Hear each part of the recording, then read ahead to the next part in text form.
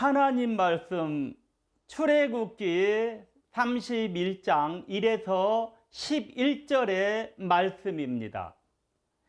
여호와께서 모세에게 일러 가라사대 내가 유다 지파 훌의 손자요 우리의 아들인 부사레를 지명하여 부르고 하나님의 신을 그에게 충만하게 하여 지혜와 총명과 지식과 여러 가지 재주로 공교한 일을 연구하여 금과 은과 노초로 만들게 하며 보석을 깎아 물리며 나무를 새겨서 여러 가지 일을 하게 하고 내가 또 단 지파 아히사막의 아들 올리압을 세워 그와 함께 하게 하며 무릇 지혜로운 마음이 있는 자에게 내가 지혜를 주어 그들로 내가 내게 명한 것을 다 만들게 할지니 곧 해막과 증거궤와 그 이의 속죄소와 해막의 모든 기구와 상과 그 기구와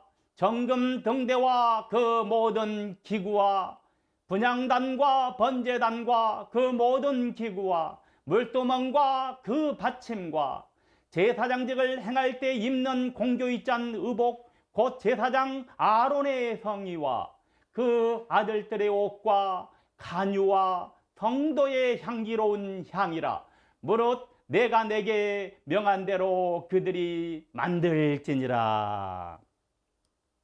증거해 드리는 주의 말씀은 하늘의 신의 역사입니다.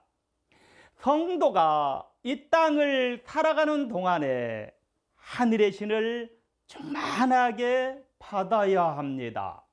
하늘의 신은 하나님의 신입니다. 하늘의 신인 하나님의 신을 충만하게 받는 자들이 성경을 현실화시켜서 하나님 나라를 이룰 수 있는 것입니다. 그렇다면 하나님의 신을 충만하게 받는 자들은 어떠한 자들일까요? 그들은 말씀가에 있는 자들입니다. 말씀가에 심겨진 인생들은 시냇가에 심겨진 인생들입니다. 시냇가에 심겨진 인생들은 복 있는 자들인 것입니다. 그래서 시편은 시냇가에 심은 나무가 시절을 쫓아 과실을 많이 맺는다고 그렇게 말했습니다. 주님께서는 요한복음 10장 35절에 성경은 패하지 못하나니 하나님의 말씀을 받은 사람들을 신이라 하셨거든 이라고 하셨습니다. 그러니 말씀을 받은 자들이 신으로 하나님의 신으로 충만한 자들인 것입니다. 그들이 성경에서 말하는 진정한 하늘 복을 받은 사람, 진정한 하늘 복으로 충만한 자들인 것입니다. 아가서 2장 1절 나는 사론의 수선화요 골짜기의 백합화로다 그랬습니다. 솔로몬은 자신을 사론의 수선화요 골짜기의 백합화라고 했습니다. 자신을 사론의 수선하여 골짜기의 백합화라고 표현한 이 한 절 속에는 영적인 깊은 진리들이 숨겨져 있습니다. 우리가 영적인 깊은 진리들을 파낼 수 있습니다. 오늘 예수 그리스도의 신부들인 우리가 솔로몬이 표현하고자 하는 의미 속에서 무엇을 알고 무엇을 얻고 무엇을 깨달을 수 있을까요? 샤론의 수산 하나 골짜기의 백합화는 무엇이 있어야 되는 것입니까? 물이 있어야 되는 것입니다. 물 없이 피어날 수는 없는 것입니다. 그러니 사론의 수선 하나 골짜기의 백합화는 반드시 물이 있어야 피어날 수가 있는 것입니다. 영적으로 물은 말씀을 의미합니다. 말씀은 예수 그리스도이십니다. 말씀이 육신을 짓고 오신 예수 그리스도. 그러니 이 수선화와 백합화는 말씀 가운데서 피어나는 아름다운 꽃입니다. 나는 사론의 수선화요 골짜기의 백합화로구나 라고 고백한 솔로몬의 고백은 자신은 물의 아름다움에서 피어난 아름다운 꽃으로서 주의 영광의 아름다운 도구라는 것을 나타내고 있다는 것을 알 수 있습니다. 샤론의 수선화나 골짜기의 백합화는 향기가 있습니다. 솔로몬 자신은 말씀의 아름다움에서 피어난 아름다운 꽃으로서 향기가 나는 주의 영광의 도구라는 것입니다. 향기 나는 주의 영광의 도구, 향기는 풍겨나가는 것입니다. 멀리 풍겨나는 거예요. 말씀의 아름다움에서 피어난 아름다운 꽃은 향기가 나야 하는 것입니다. 그 향기가 멀리까지 풍겨나야 하는 것입니다. 영적으로 향기는 거룩함을 의미합니다. 또 그의 여러 가지 의미들이 있어요. 말씀 중에 있는 인생들은 거룩함이 풍겨나는 것입니다. 수선화는 물가에 피어납니다. 물은 말씀을 의미합니다. 이 수선화는 물가인 말씀가에 피어나는 꽃입니다. 백합화는 골짜기의 바위 틈에서 피어납니다. 바위 틈은 영적인 의미가 있습니다. 바위는 예수 그리스도를 의미합니다. 바위 틈은 예수 가운데에 있음을 의미하는 것입니다. 물인 말씀가에 자란 수선화와 골짜기의 바위 틈인 예수 그리스도 가운데에서 자라나는 백합화에서 풍겨나는 향기는 영적으로 말씀의 향기이고 복음의 향기이고 믿음의 향기이고 거룩함의 향기입니다. 온 천하에 말씀의 향기를 풍겨내고 온 천하에 복음의 향기를 풍겨내고 온 천하에 믿음의 향기를 풍겨내고 온 천하에 거룩함의 향기를 풍겨내서 온전히 진리의 도를 증거해야 하는 것입니다. 아가서 2장 2절 여자들 중에서 내 사랑은 가시나무 가운데 백합화 같구나. 솔로몬은 여인들 가운데 있는 자기의 사랑은 가시나무 속에 핀 백합화와 같다고 했습니다. 가시나무 가운데 백합화 같다. 여자가 의미하는 것과 나무가 의미하는 것이 있어요. 그렇다면 여자가 의미하는 것과 가시나무가 의미하는 것이 무엇일까요? 여자는 신부입니다. 영적으로 신부는 성도인 것입니다. 성도들은 주님의 신부들입니다. 가시나무 가운데 그랬어요. 가시는 찌르는 것입니다. 그러니 가시나무는 고통을 상징하는 것입니다. 가시나무 가운데 백합화라는 것은 고통 가운데서 피어나는 아름다운 영광인 것입니다. 이 땅의 삶이라는 것은 고통인 것입니다. 이 땅에서 행복하다는 사람들, 그런 사람들에게도 가서 이야기를 나누어 보면 다 고통이 묻어 있어요. 그러니 이 땅의 삶이라는 것은 고통의 삶인 것입니다. 그래서 창세기 3장 18절에 땅이 내게 가시던 물과 엉겅퀴를 낼 것이라. 너의 먹을 것은 밭의 채소인적이라고 했습니다. 땅은 저주를 받아서 가시덤불과 엉겅퀴를 내는 것입니다. 그러니 고통스러운 것입니다. 하나님께 범죄한 인생들이 거하는 땅과 인생들이 가는 길에는 끊임없이 가시덤불과 엉겅퀴가 나서 늘 삶을 괴롭히고 있는 것입니다. 주의 신부라 칭함을 받은 성도들이 땅이 내게 가시덤불과 엉겅퀴를 낼 것이라 라고 하신 하나님의 저주의 명령으로 인해서 이 땅에서 가시나무와 엉겅퀴와 같은 어려움 가운데에 처하여 있습니다. 그럴지라도 끝내는 백합화를 피워내야 하는 것입니다. 가시밭에 백합화를 피워내서 향기를 내야 하는 것입니다.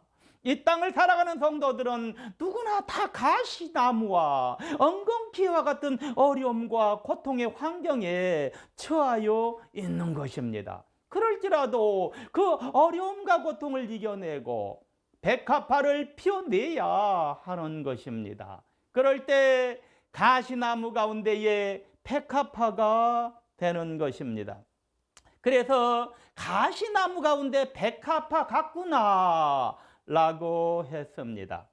주님의 신부들인 성도들은 가시덤불과 엉겅퀴가 나서 늘 괴롭히는 삶 가운데서도 백합화와 같은 아름다운 영광을 이뤄내야 하는 것입니다. 그렇다면 과연 주의 신부라고 칭함을 받는 성도들이 이 땅에서 가시나무와 엉겅퀴와 같은 어려움 가운데서도 백합화와 같은 아름다운 영광을 이룰 수 있습니까?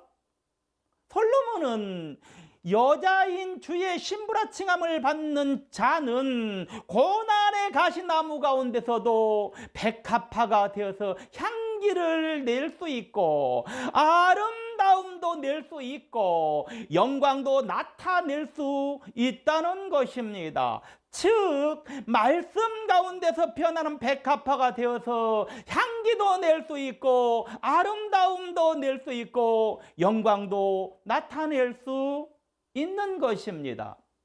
이는 하나님의 저주의 명령 가운데서도 피어나는 아름다운 백합화가 되고 말씀 가운데서 피어나는 아름다운 백합화가 되기만 하면 참으로 아름다움을 천만인에게 증거할 수 있고 또한 향기를 천만인에게 증거해서 예수의 사랑의 뜻을 나타낼 수 있고 영광을 나타낼 수도 있다는 것입니다.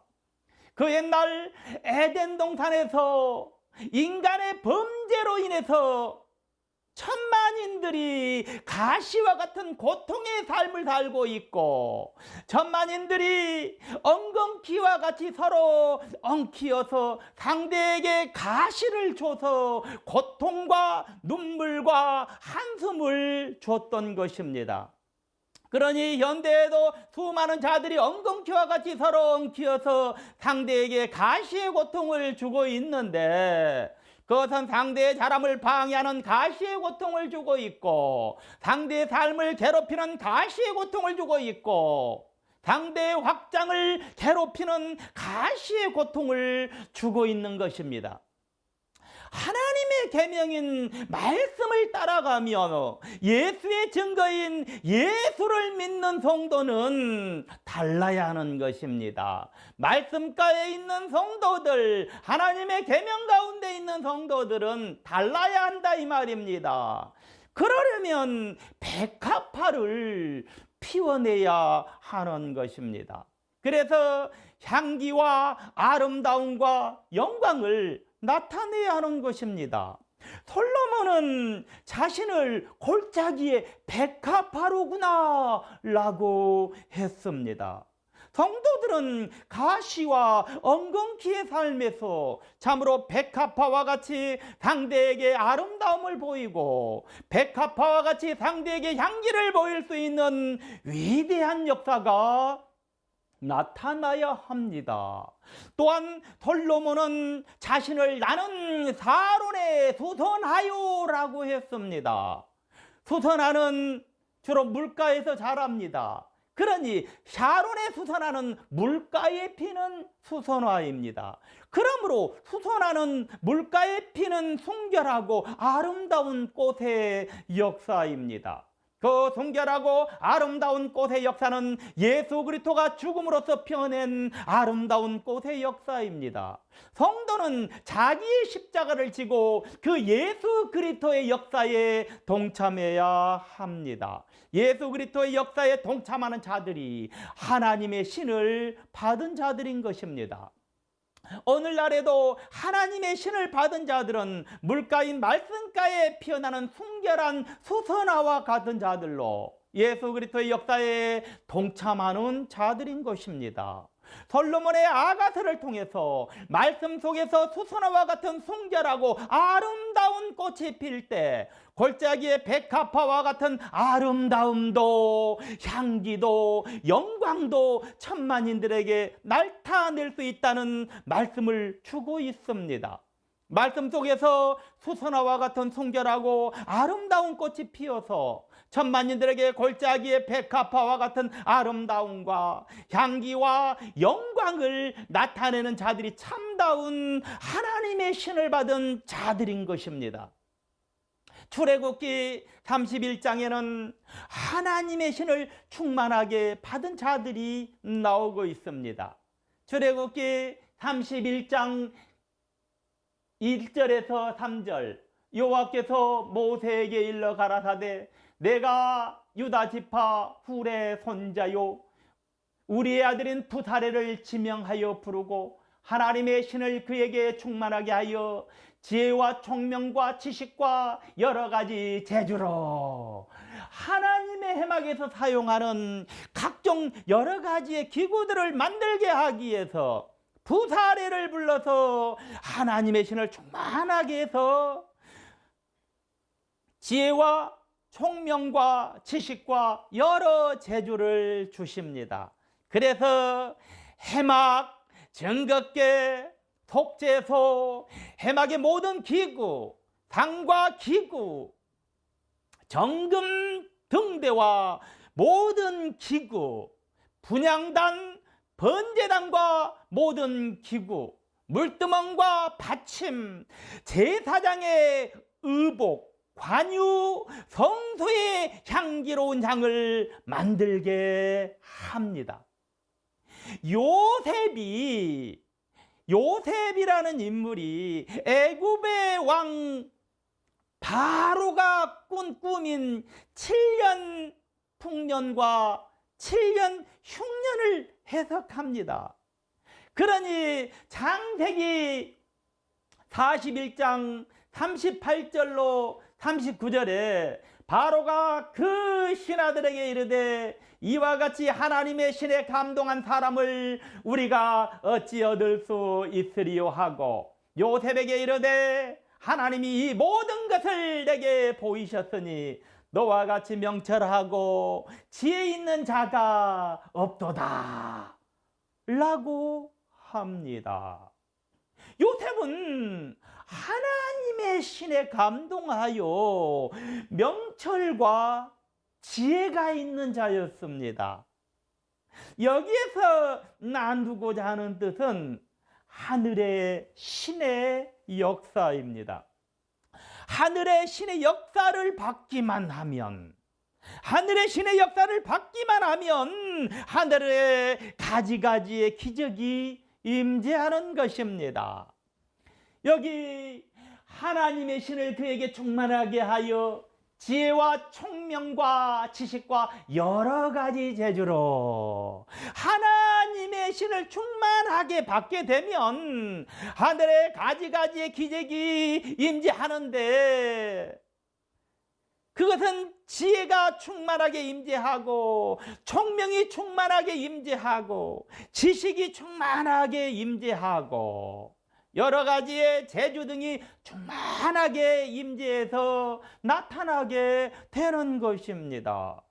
특별히 인생의 어려운 삶을 살고 있는 성도들에게 여호와의 신이 충만하게 임재해서 지혜가 충만하게 임재하고 총명이 충만하게 임재하고 지식이 충만하게 임재하고 여러 가지의 재주 등이 충만하게 임재해서 하나님의 영광의 성업을 완수할 수 있는 자가 되어야 합니다.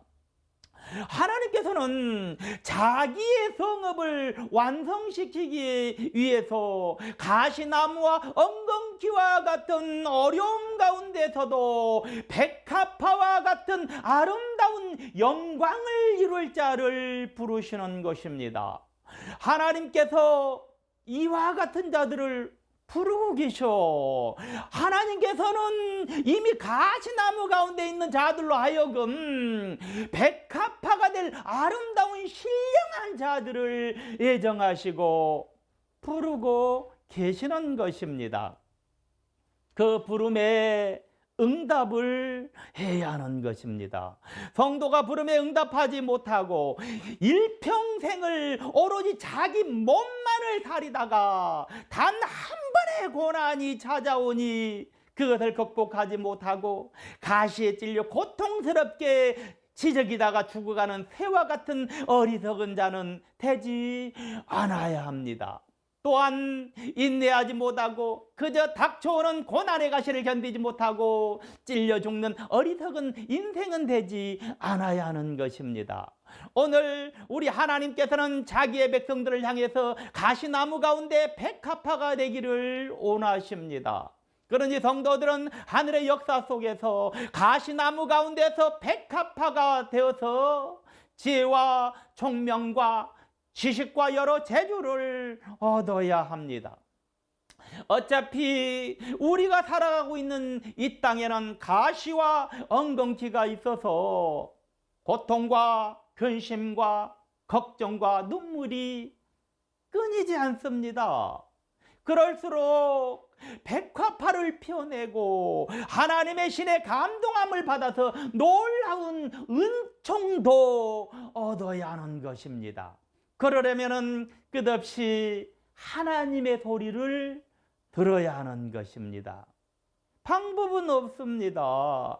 끝없이 말씀과 가까이에서 하나님의 소리를 들어야 되는 것입니다. 말씀의 소리를 들어야 되는 것입니다. 저주의 땅에서 하나님의 신의 감동함을 받아서 놀라운 은총을 얻기 위해서는 하나님의 소리를 그저 소리로 끝내서는 안 되는 것입니다. 그 소리를 듣고 그저 소리로 끝내서는 안 돼.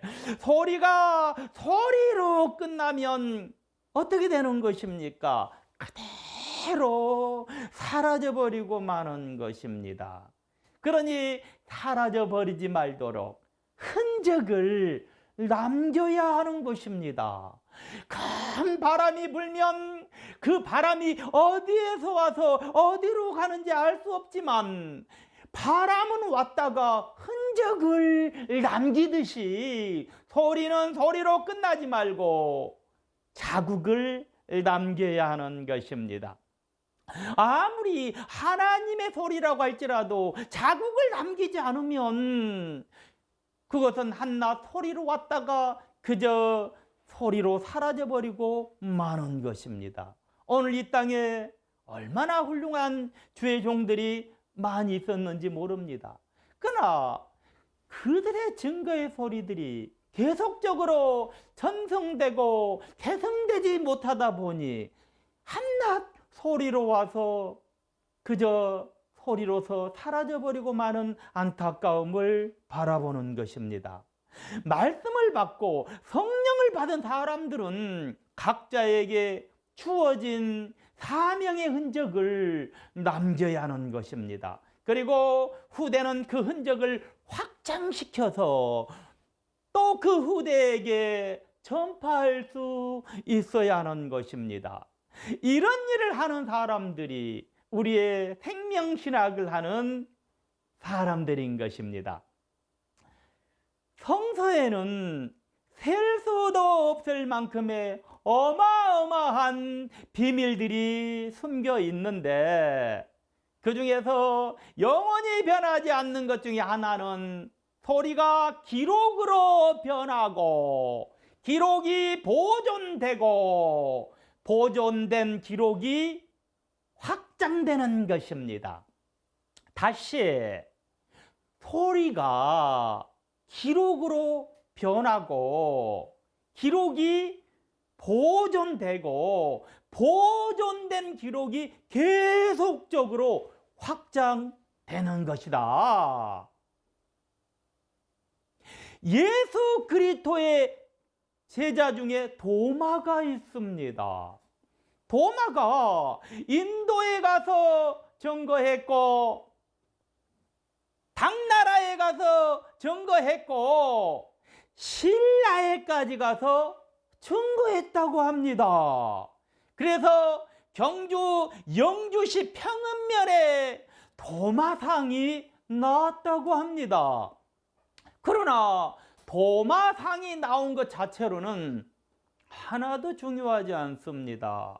도마가 한반도에 왔다면 도마의 가르침이 끝없이 전해져서 오늘에까지 교훈이 증거되고 있어야 하고 최소한의 경계가 증거되고 있어야 하는 것입니다. 즉 증거의 흔적과 자국이 기록으로 남아 있어서 보존되고 확장되어 끝없이 후대에게 전해지고 있어야 하는 것입니다. 그러니 참으로 증거의 소리가 기록으로 변하고 기록이 보존되고 보존된 기록이 확장되어져서 계속적으로 후대에게 교훈과 경계로서 증거가 되어야 하는 것입니다. 하늘의 소리는 부름과 증거와 들음과 기록과 보존과 확장과 형상화가 이루어져서 인생들의 삶의 본이 되고 지표가 되어 결국에는 하나님의 영광과 존귀를 나타내는 것입니다. 하나님의 선택을 받은 모세를 시내산에 부르시고 그에게 하늘 소리를 증거해서 하늘 소리를 듣게 하셨고 하늘 소리를 들은 모세는 돌판의 기록으로 남겼습니다. 하나님께서는 돌판에 기록한 기록으로만 끝나지 않게 하셨습니다. 그 기록을 보존하고 확장해서 그것이 형상의 역사가 나타난 것입니다. 결국에는 그것이 형상의 역사로 나타났어요. 즉 기록이 보존되고 확장되어 하나님께서 형상으로 나타나셨고 또한 그 기록이 보존되고 확장되어 인생들의 삶의 본이 되고 지표가 되어 하나님의 영광과 존귀를 나타낸 것입니다. 기록이 보존되고 확장되어 하나님께서 인생들에게 형상으로 나타나셨다는 것은 장막 성전으로 나타났다는 것을 의미하고 기록이 보존되고 확장되어 인생들의 삶의 본이 되고 지표가 되었다는 것은 계명이 기록된 기록을 본으로 삼고 행했다는 것을 의미합니다. 출애굽기 31장 2절과 3절 내가 유다 지파 훌의 손자요 우리의 아들인 부사레를 지명하여 부르고 하나님의 신을 그에게 충만하게 하여 지혜와 총명과 지식과 여러 가지 재주로 여기 부사렐이라는 인물이 나오고 있습니다. 하나님께서는 부사렐을 지명하여 성막성전의 일꾼으로 부르셨습니다. 출애굽기 31장 6절 내가 또 단 지파 아히사막의 아들 오홀리압을 세워 그와 함께 하게 하며 무릇 지혜로운 마음이 있는 자에게 내가 지혜를 주어 그들로 내가 내게 명한 것을 다 만들게 할지니. 여기 오홀리압이라는 인물이 나오고 있습니다. 하나님께서는 오홀리압을 성막성전의 일꾼으로 부르셨습니다. 그러니 부사렐과 오홀리압은 성막성전의 일꾼입니다. 하나님께서는 그들에게 지혜와 총명과 지식과 여러 가지의 재주를 주시고 하나님의 장막성전을 세우게 하신 것입니다. 하나님께서는 기록이 보존되고 확장되어 하나님께서 인생들에게 장막성전이라는 형상으로 나타나고 그것이 인생들의 삶의 본이 되게 한 것입니다. 그리고 한 걸음 더 나가서 오늘날에 이르기까지 하나의 예표가 되어 계속적으로 확장되게 하기 위해서 부사렐과 오홀리압을 부른 것입니다. 하나님께서는 자기의 사람들인 부살렙과 오홀리압을 부르시고 부사렐과 오홀리압을 부르시고 그들에게 지혜와 총명과 지식과 여러 가지 재주를 주시고 하나님의 장막성전을 세우게 하시고 그곳에 계명이 기록되어 있는 돌판을 두게 하셔서 그 계명으로 하여금 모든 이스라엘 사람들의 삶의 지표가 되게 하셨습니다.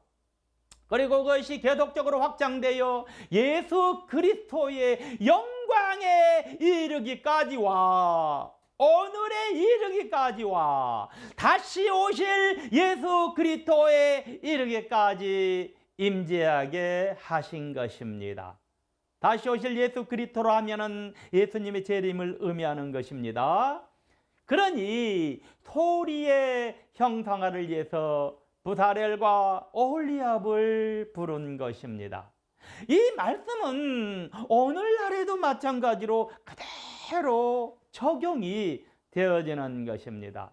오늘날 하나님께서 선택해서 부름을 받은 주의 종들이 주의 은총 가운데서 소리를 바라며 증거합니다.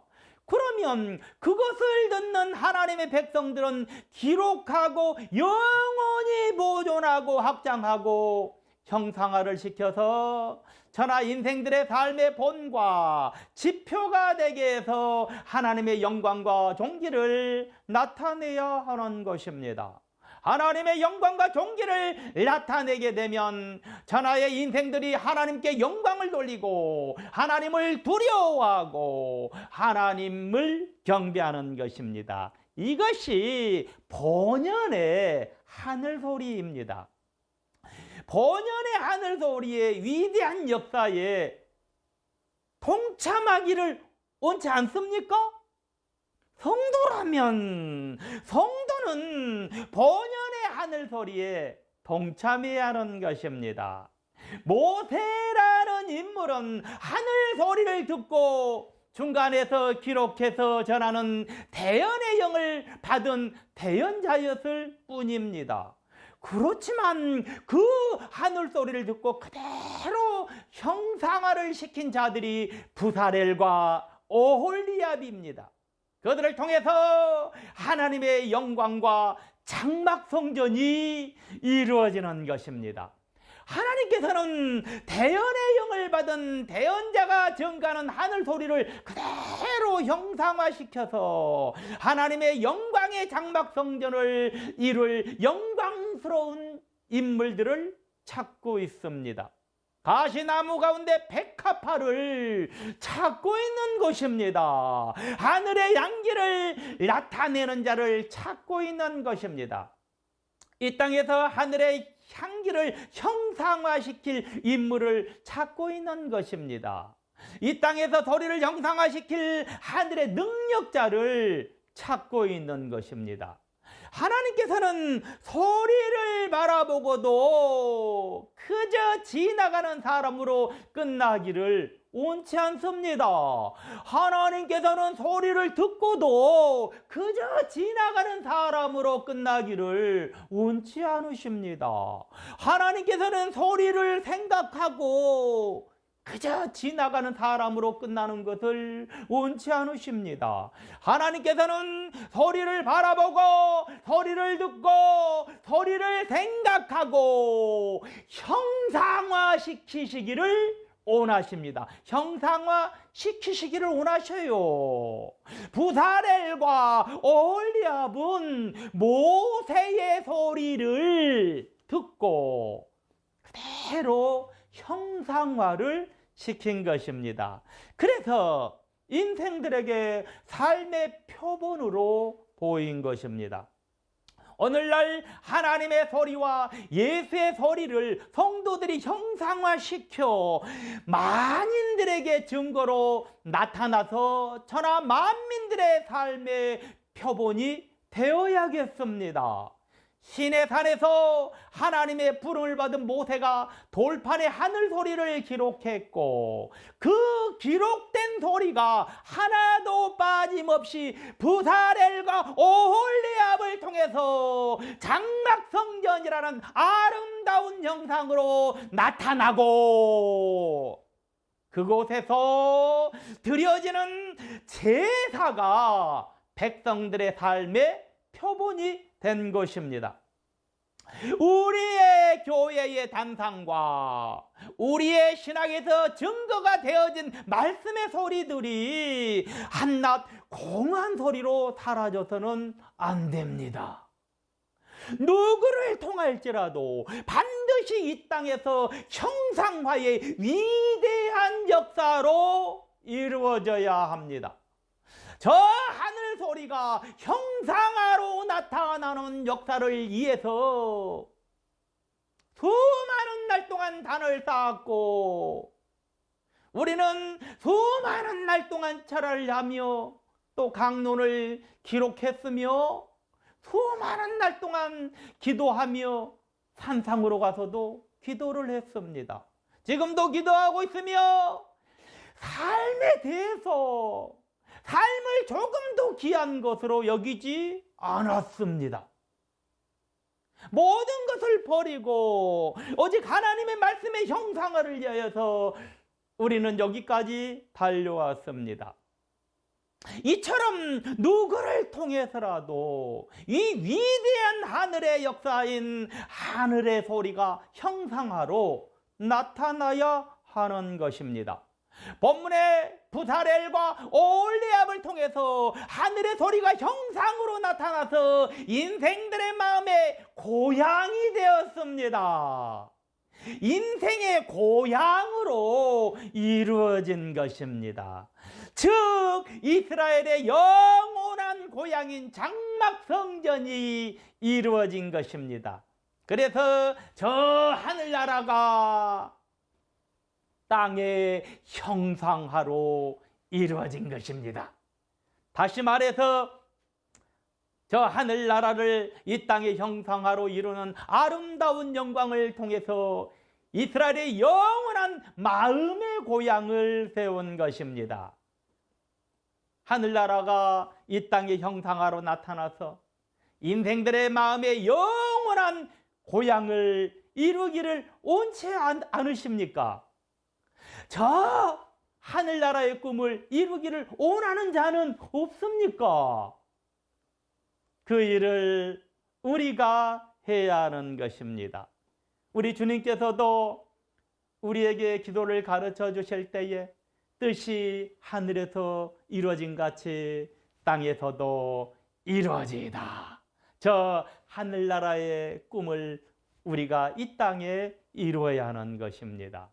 그래서 하나님의 나라가 건설되어져야 하는 것입니다. 하나님께서는 가시나무 가운데서 선택하시듯이 천하에서 고통하는 인생들 가운데서 선택해서 백합화의 향기가 나게 하시기를 원하십니다. 그래서 만인들에게 향기를 뿌려서 만인들이 이 향기에 취하게 하고 만인들에게 아름다움에 취하게 하기를 원하십니다. 저는 이미 가시나무 가운데서 백합화와 같은 영광스러운 인물들을 하나님께서 우리의 제단과 우리의 신학에서 부르신 것을 분명히 믿습니다. 출애굽기 31장 2절, 내가 유다 지파 훌의 손자요 우리의 아들인 부사레를 지명하여 부르고, 하나님께서는 해막을 위해서 부사레를 지명하여 부르셨다고 그랬습니다.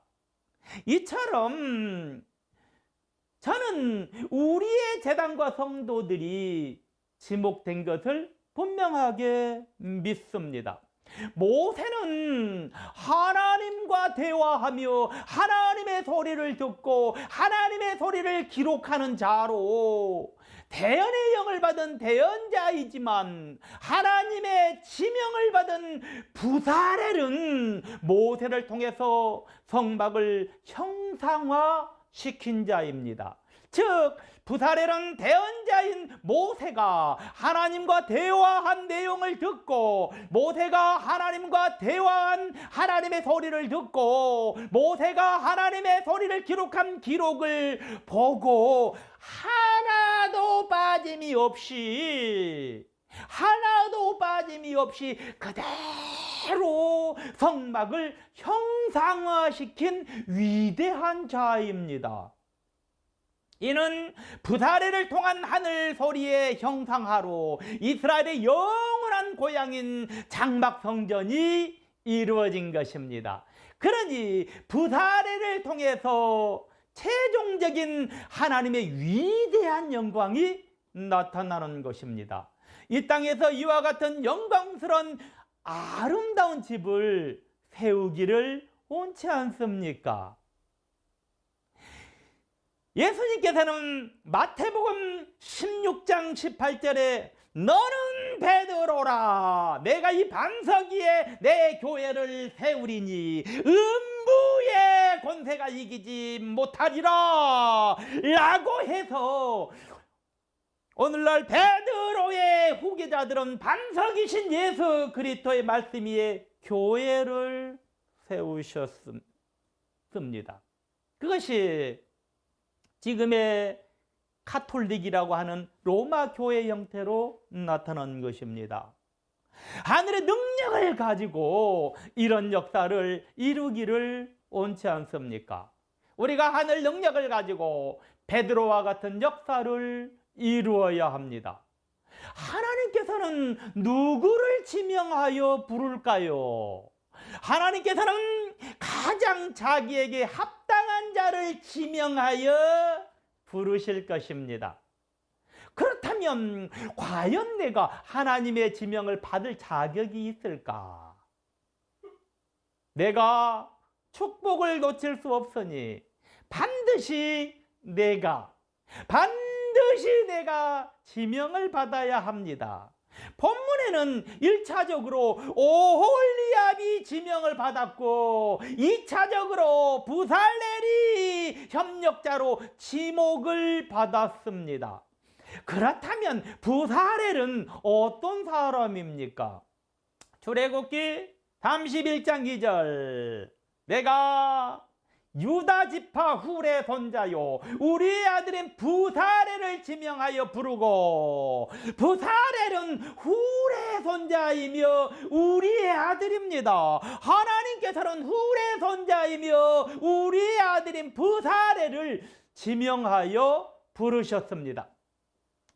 부살렐의 할아버지인 훌, 그는 누구입니까? 출애굽기 17장 8절에서 13절까지 요한이가 한번 읽어보시기 바랍니다. 8절, 때에 아말렉이 이르러 이스라엘과 르비딤에서 싸우니라. 모세가 여호수아에게 이르되 우리를 위하여 사람을 택하여 나가서 아말렉과 싸우라. 내가 내일 내가 하나님의 지팡이를 손에 잡고 산 꼭대기에 서리라. 여호수아가 모세의 말대로 행하여 아말렉과 싸우고 모세와 아론과 훌은 산 꼭대기에 올라가서 모세가 손을 들면 이스라엘이 이기고 손을 내리면 아말렉이 이기더니 모세의 팔이 피곤함에 그들이 돌을 가져다가 모세의 아래에 놓아 그로 그 위에 앉게 하고 아론과 훌이 하나는 이 편에서 하나는 저 편에서 모세의 손을 붙들어 올렸더니 그 손이 해가 지도록 내려오지 아니한지라. 여호수아가 칼날로 아말렉과 그 백성을 쳐서 파하니라. 아멘. 아말렉과의 전쟁이 있었어요. 훌은 아말렉과의 싸움에서 아론과 함께 모세의 손을 붙든 자입니다. 그러니 훌은 모세의 협력자입니다. 그러니 그의 손자인 부사렐이 지명되어 부르심을 받고 사용이 되는 것입니다. 오늘 또 우리 하나님께서는 하나님 나라에 협력하는 자들을 부르십니다.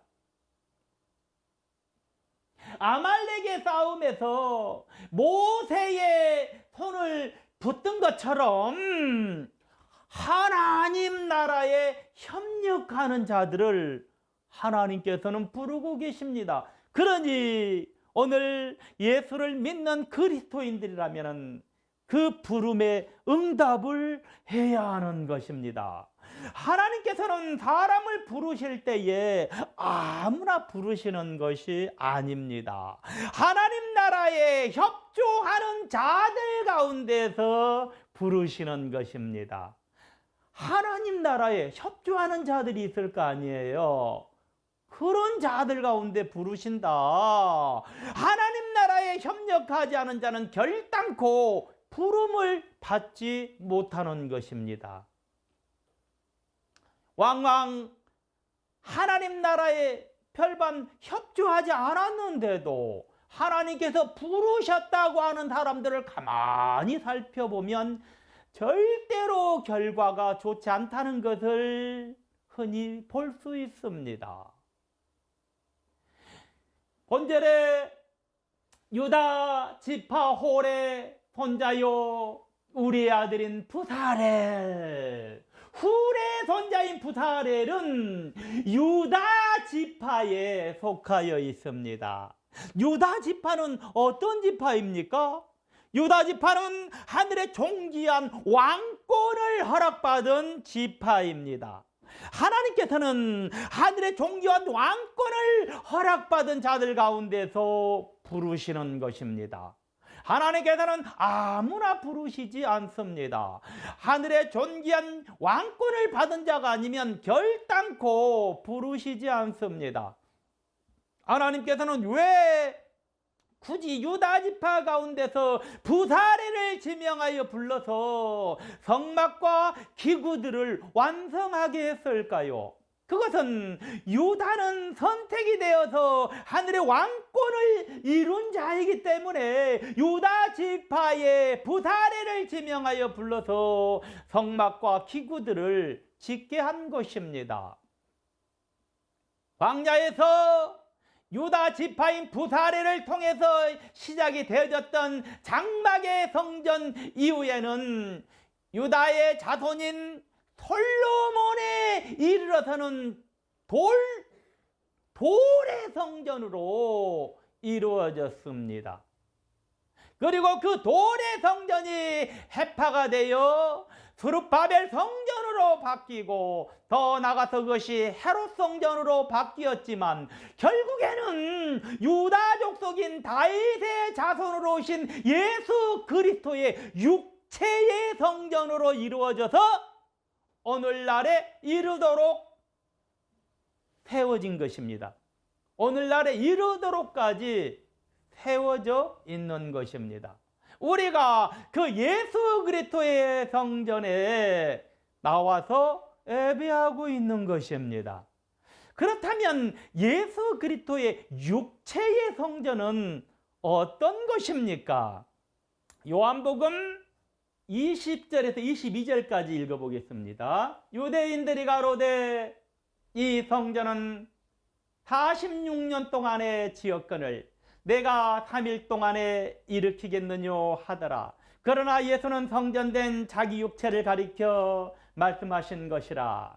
죽은 자 가운데서 살아나신 후에야 제자들이 이 말씀하신 것을 기억하고 성경과 및 예수의 하신 말씀을 믿었더라.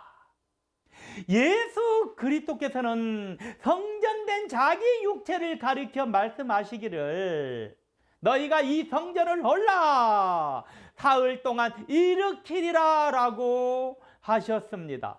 실질적으로 유대인들이 성전된 예수 그리스도를 십자가에 달아 죽여서 그 성전을 헐어버리고 말았습니다. 그렇지만 예수 그리스도께서는 사흘 만에 부활하셔서 그 성전을 다시 일으켜 세우셨습니다. 이렇게 해서 유다 족속인 다윗의 자손으로 오신 예수 그리스도의 육체의 성전이 이루어진 것입니다. 마가복음 13장 1절로 2절, 예수께서 성전에서 나가실 때에 제자 중 하나가 가로되 예수님이여 보소서 이 돌들이 어떠하며 이 건물들이 어떠하니까. 예수께서 이르시되 내가 이 큰 건물들을 보느냐 돌 하나도 돌 위에 남지 않고 다 무너뜨려지리라 하시니라. 여기 제자들도 그렇게 말하고 있지만 예수 그리스도 역시도 제자들에게 외형의 성전에 대해서 말씀하실 때에 큰 건물이라고 하셨습니다. 이 큰 건물들을 보느냐 건물이라고 하셨어요. 그것은 외식하는 신앙으로 인해서 이미 성전의 기능을 상실했기 때문에 비록 그들이 그곳에서 하나님께 제사를 드리고는 있지만 그것은 외형의 건물에 불과한 것입니다. 그렇다 보니 외형의 예루살렘 성전의 건물은 한번 무너져서 다시는 일어서지 못했습니다. 교회라도 오늘 교회가 많지요. 교회라도 하나님의 말씀이 있는 영적인 교회가 되어야 합니다. 하나님의 말씀이 없는 교회라면 그것은 영적인 교회가 아닙니다. 그것은 외형적인 교회에 불과한 것입니다. 외형적인 교회는 보기에는 우람할 뿐 언젠가는 무너져버리고 마는 것입니다. 실질적으로 신약의 예루살렘 성전은 신약에 나오고 있는 예루살렘의 성전은 두메 출신의 이방인인 헤롯이 세운 성전입니다. 그 성전은 BC 20년에 착공해서 AD 63년경에 완공되었습니다. 약 83년 정도 걸린 거예요. 최종적으로 걸린 기간이. 그렇지만은 완공된 후 7년 후 AD 70년에 로마에 의해서 함락되어서 이 땅에 돌 하나 도리에 남지 않고 흔적도 없이 영원히 사라져버리고 말았습니다. 한 번 무너져서 돌 하나 도리에 남지 않게 되어버린 외형의 성전 건물은 오늘에 이르기까지도 다시는 일어서지 못했던 것입니다. 지금 이스라엘에 가보세요. 예루살렘 성전이 무너져서 없는 거예요. 그곳에 황금사원이라는 이방의 성전이 서 있는 것입니다. 그러니 예수 그리스도가 참 성전이셨던 것입니다. 그러니 예수 그리스도께서 십자가에 달려서 죽으셨다가 다시 일어난 것입니다. 그러니 유다 족속인 다윗의 자손으로 오신 예수 그리스도의 육체의 성전으로 이루어져서 오늘날에 이르도록까지 세워져 있는 것입니다. 그러므로 성경에서의 참 성전은 유다 지파인 부사레를 통해서 광야에서 시작된 장막 성전이 유다 자손인 솔로몬 때에는 돌의 성전으로 이루어졌다가 해파가 되고 스룹바벨 성전과 헤롯 성전으로 이루어졌다가 다시 해파가 되어버리고 최종적으로 유다 족속인 다윗의 자손 예수 그리스도의 육체의 성전으로 이루어졌습니다. 광야 장막 성전에서 나무와 돌 성전으로, 유다 땅에서 스룹바벨 성전과 헤롯 성전으로, 유다 자손으로 오신 예수 그리스도의 육체 성전으로 그렇게 이루어진 거예요. 예수 그리스도의 육체 성전으로 이룬 것은 존귀한 왕권을 가진 유다 족속에 의해서였습니다. 하나님께서는 존귀한 왕권을 가진 유다 족속을 통해서 역사하셨습니다. 그렇다면 유다의 왕권과 유다의 족속이 우리와는 어떤 관계가 있습니까? 베드로전서 2장 9절, 오직 너희는 택하신 족속이요 왕같은 제사장들이요 거룩한 나라요 그의 소유된 백성이니 이는 너희를 어두운 데서 불러내어 그의 귀한 빛에 들어가게 하신 자의 아름다운 덕을 선전하게 하려 하심이라. 오직 너희는 택하신 족속이 왕같은 제사장들이요, 우리는 하나님께서 택하신 족속으로 왕과 같은 제사장들입니다. 그러니 예수를 믿는 우리는 왕권을 가진 자들입니다. 요한계시록 20장 6절, 이 첫째 부활에 참여하는 자들은 복이 있고 거룩하도다. 둘째 사망이 그들을 다스리는 권세가 없고 도리어 그들이 하나님과 그리스도의 제사장이 되어 1000년 동안 그리스도로 더불어 왕노릇하리라. 예수를 믿는 우리는 천년왕국의 시기에 하나님과 그리스도의 제사장이 되어서 그리스도로 더불어 1000년 동안 왕노릇을 한다고 했습니다.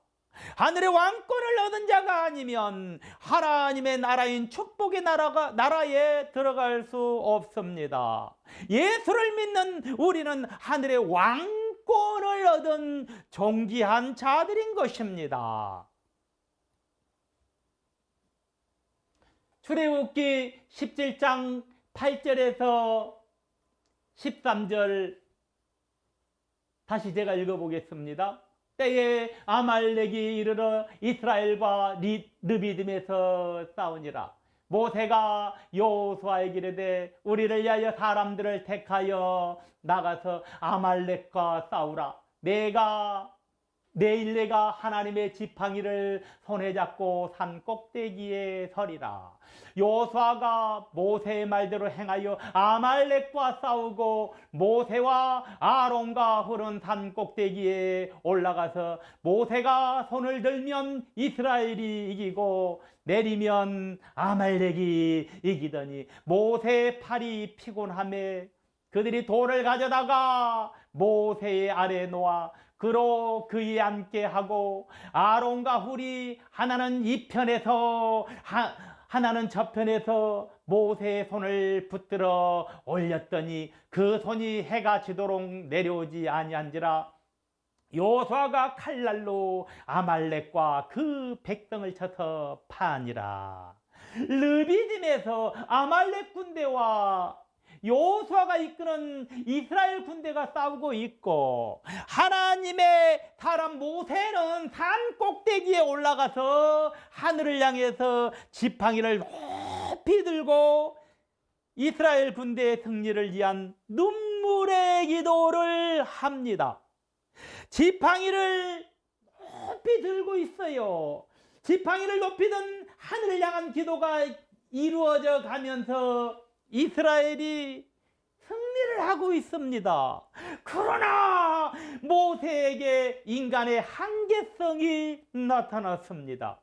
모세의 심성 가운데서 이대한 승리만이 있는 것이 아니고 인간의 한계성 가운데서 고통이 따르기 시작하는 것입니다. 즉 모세의 신성의 기도의 응답이 참으로 승리의 역사로 나타나지만 인간의 한계성이 나타나서 눈물의 고통이 따랐던 것입니다. 팔이 아픈 것입니다. 인간의 고통이 나타나면서 팔이 점점 내려오고 그로 인해서 이스라엘 군대가 패배하기 시작하는 것입니다. 그러니 아론과 홀이 돌을 가져다가 모세로 하여금 앉게 하고 모세 양편에서 하늘 높이 쳐든 지팡이를 잡은 모세의 손을 붙들어 올려서 해가 지도록 내려오지 않게 합니다. 그러니 이스라엘 군대가 승리를 하는 것입니다. 아론과 홀은 하늘 신성의 기도를 완성시키는 인간의 고뇌의 역사에 동참하는 자들입니다. 하늘의 신성의 기도를 완성시키는 인간의 고뇌의 역사에 동참하는 자들이다. 하나님은 이와 같은 자들을 아무나 선택하는 것이 아닙니다. 이런 일 할 사람들을 아무나 선택하는 것이 아니다. 하늘의 신성의 기도의 역사를 완성시키려는 인간의 고뇌의 역사에 동참하는 자를 선택하십니다.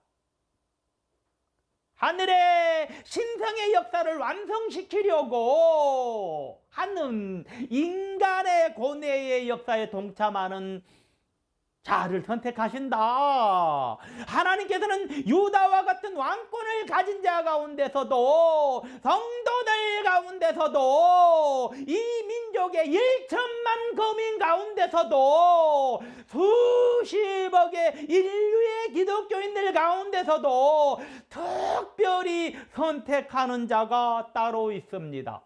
그는 신성의 기도에 동참하는 자입니다. 신성의 기도라고 해서 무조건 구름과 같이 모여서 반드시 기도가 이루어질 것이다, 그래서 승리할 것이다 라고 한다고 해서 선택되어지는 것이 결단코 아닙니다. 신성의 승리의 기도를 이루고자 눈물의 고뇌를 하고 있는 모세의 고통의 기도에 아론과 훌이 동참했습니다. 하나님께서는 모세의 이와 같은 기도에 동참했던 아론과 훌과 같은 자들을 선택하시는 것입니다. 출애굽기 17장 12절 모세의 팔이 피곤하매 그들이 돌을 가져다가 모세의 아래에 놓아 그로 그에 앉게 하고 아론과 훌이 하나는 이 편에서 하나는 저 편에서 모세의 손을 붙들어 올렸더니 그 손이 해가 지도록 내려오지 아니한지라. 그들은 신성의 기도를 이루고자 하는 모세에게서 육체적인 고난이 나타났을 때 돌이 앉게 했습니다. 모세의 발이 피곤함에 그들이 돌을 가져다가 모세의 아래에 놓아 그로 그에 앉게 하고, 모세에게 육체적인 고난이 나타나니 돌을 가져다가 그 돌이 앉게 했다. 돌이 의미하는 것이 무엇입니까? 우리는 돌을 반석이라고 합니다. 영적으로 반석이신 돌은 예수 그리스도를 의미합니다. 돌에 앉게 했다는 것은 예수 그리스도를 떠나지 않게 했다는 것을 의미합니다. 훌과 아론은 모세를 반석이신 예수 그리스도와 말씀을 떠나지 않게 하고, 팔이 인간의 한계성으로 인해서 피곤해서 고뇌하는 모세의 오른팔과 왼팔을 들어줘서 신성의 승리의 역사에 동참한 것입니다. 그러니 하나님께서는 모세의 인간의 한계성의 고뇌의 역사에 동참한 후를 통해서 역사하시는데, 그것은 그의 손자 부사레를 지명하시고 지혜와 총명의 신이 임재하게 하셨습니다. 하나님께서는 자기의 성민들에게 하나님의 신을 충만하게 허락해서 지혜와 총명과 지식과 여러 가지 재주를 허락해 주시기를 원하십니다. 그래서 하늘 역사를 창달시키기를 원하십니다.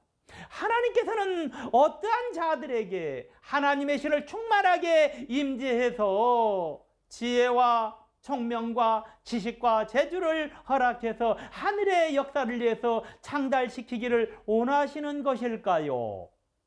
하나님께서는 모세의 손이 내려가지 아니하도록 도와주고 모세가 반석을 따라하지 아니하도록 도와주는 자에게 역사하십니다.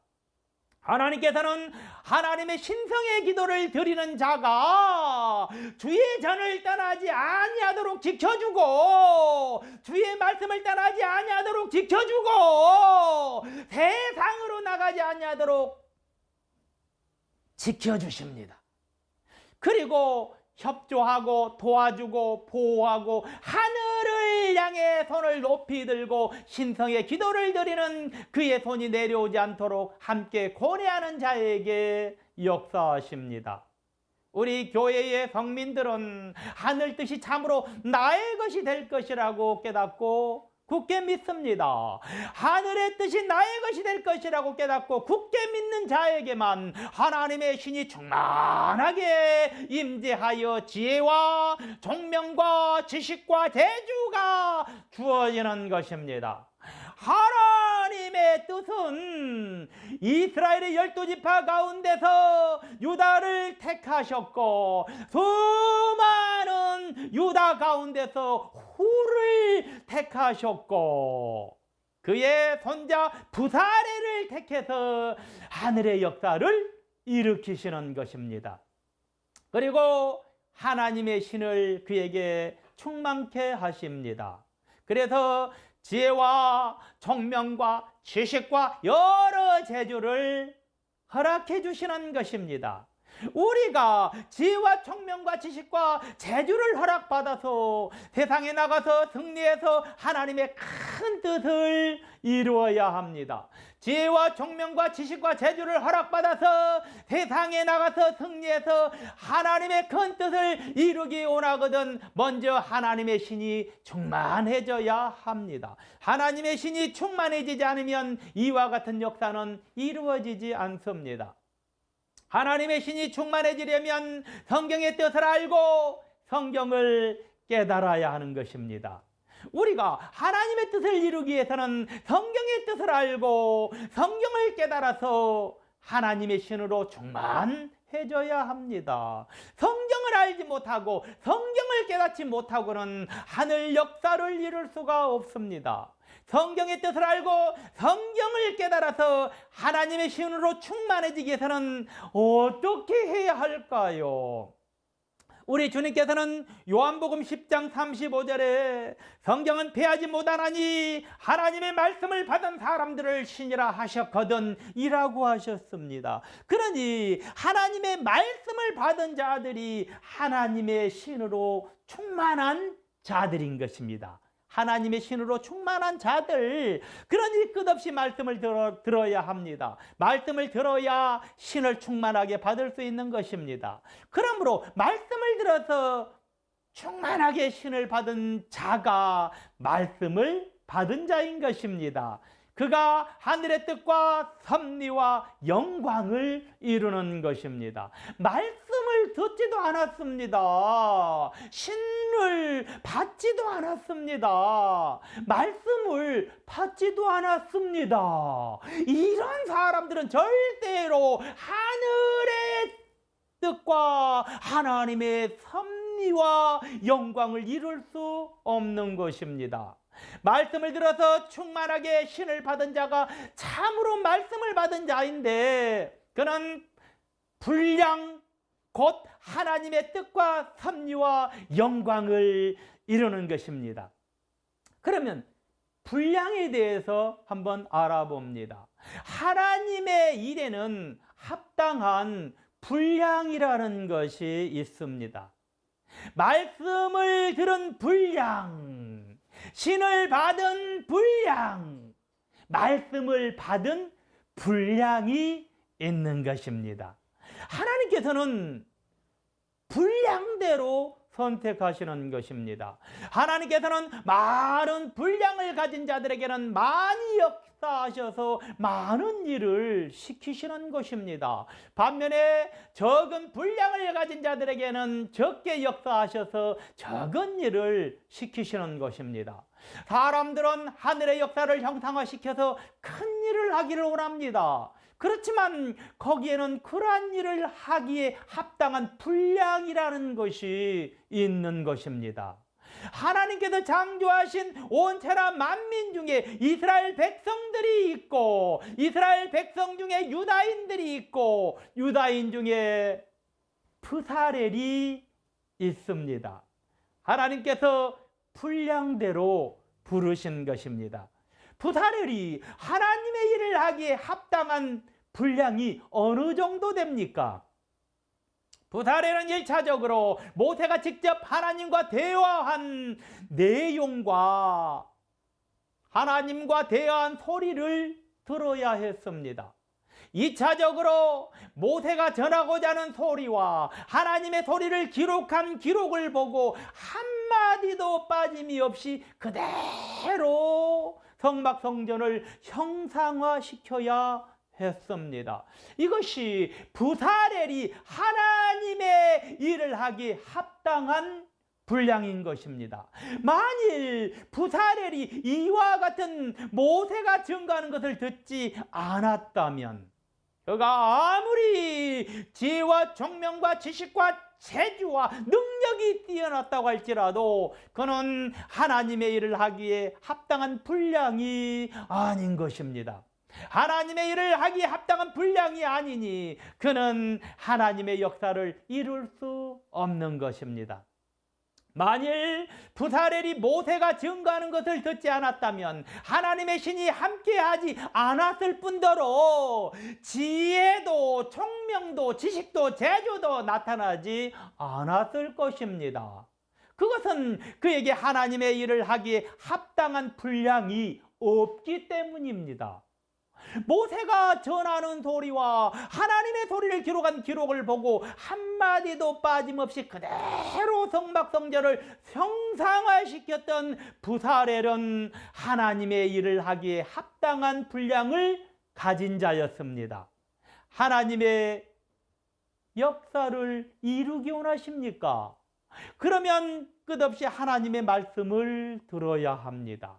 끝없이 하나님의 말씀을 듣고 철필로 마음판에 새기다 보면 하나님의 일을 하거나 하나님의 뜻을 이루기에 합당한 분량이 생겨나는 것입니다.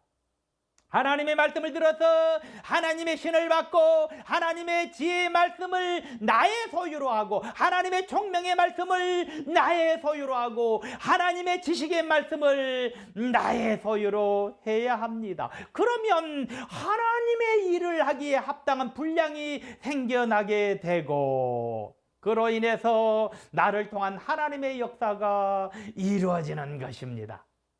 우리가 지혜의 말씀과 총명의 말씀, 지식의 말씀을 많이 소유해야 합니다. 왜 지혜의 말씀과 총명의 말씀과 지식의 말씀을 많이 소유해야 되는지 아십니까? 하나님의 말씀을 소유한 분량에 따라 나를 통한 하나님의 역사가 차이나기 때문입니다. 가령 하나님의 말씀을 작은 항아리에 가득 채웠습니다. 그러면 작은 항아리의 일을 할 것입니다. 하나님의 말씀을 큰 항아리에 채웠습니다. 그러면 큰 항아리의 일을 할 것입니다. 하나님의 말씀을 작은 보에 채웠습니다. 그러면 작은 보의 일을 할 것입니다. 하나님의 말씀을 황하댐 같은 크고 넓은 댐, 아수안 댐과 같은 크고 넓은 댐에 채웠습니다. 그러면 크고 넓은 댐의 일을 할 것입니다. 만일 하나님 나라에서 큰 꿈을 꾸고 태평양을 가로지를 만한 거대한 댐을 막는다면 그는 하나님 나라에서 그만큼의 큰 일을 하게 되는 것입니다. 하나님께서는 이처럼 넓고 깊은 말씀의 분량이 있는 자를 불러다가 천하를 평영하게 하십니다. 오늘도 하나님께서는 말씀을 담은 분량대로 하나님 나라에 합당한 분량의 일을 할 자를 찾고 있습니다. 마음의 말씀의 분량을 얼마나 담느냐에 따라서 하늘의 역사는 달라지는 것입니다. 예를 들어서 작은 개울을 막았으면 한 마을을 밝게 할 정도의 불밖에 일으키지 못하는 것입니다. 그러나 큰 강을 막으면 도시를 밝게 할 수 있는 불을 일으킬 수 있고, 더 큰 강을 막으면 전체를 밝게 할 수 있는 불을 일으킬 수 있는 것입니다. 만일 태평양에다가 댐을 막을 수 있다면 인류가 영원히 쓸 수 있는 에너지도 만들어낼 수 있을 것입니다. 마음속에 말씀을 담을 댐을 막아야 합니다. 그것은 마음의 댐입니다. 그 마음의 댐에 말씀을 저장하는 것입니다. 마음속에 말씀을 담을 댐을 얼마나 막을 것입니까? 크고 넓게 막아야 합니다. 말씀을 저장하기를 원치 않습니까? 마음속에 위대한 말씀의 댐을 막아서 위대한 말씀을 저장해야 합니다. 위대한 말씀의 저장의 수요만큼 하늘의 역사는 달라지는 것입니다. 천하에는 수많은 제단들이 있고 그 제단들마다 흐르는 말씀들이 있습니다. 그 중에 우리의 제단을 통해서 흐르는 말씀도 있습니다. 분명히 말씀드립니다. 우리의 제단을 통해서 참으로 흐르는 말씀을 예수를 믿는 심령 속에 가득 담아서 하늘 말씀의 역사를 일으키는 자들마다 하늘의 기적의 수요는 달라질 것입니다. 그것은 말씀이 채워진 양만큼 하늘의 역사는 달라지기 때문입니다. 요한복음 2장 7절, 예수께서 저희에게 이르시되 항아리에 물을 채우라 하신즉 아구까지 채우니, 주님께서 가나 혼인잔치에 가서 돌 항아리에 물을 아구까지 채우라고 하셨습니다. 돌 항아리에 채워진 물의 양만큼 포도주가 나오는 것입니다. 채워진 만큼 포도주가 나오는 거예요. 돌은 예수 그리스도를 의미하고, 항아리는 인생을 의미하고, 물은 말씀을 의미하고, 포도주는 보혈을 의미합니다. 말씀은 채워진 만큼 증거되어지는 것입니다. 예수 그리스도를 믿는 사람들에게 채워진 말씀의 수요만큼 예수의 보혈인 포도주가 증거되어지는 것입니다. 말씀을 듣고 채운 것만큼 증거할 수 있습니다. 말씀을 보고 채운 것만큼 증거할 수 있습니다. 말씀을 깨달은 것만큼 증거할 수 있습니다.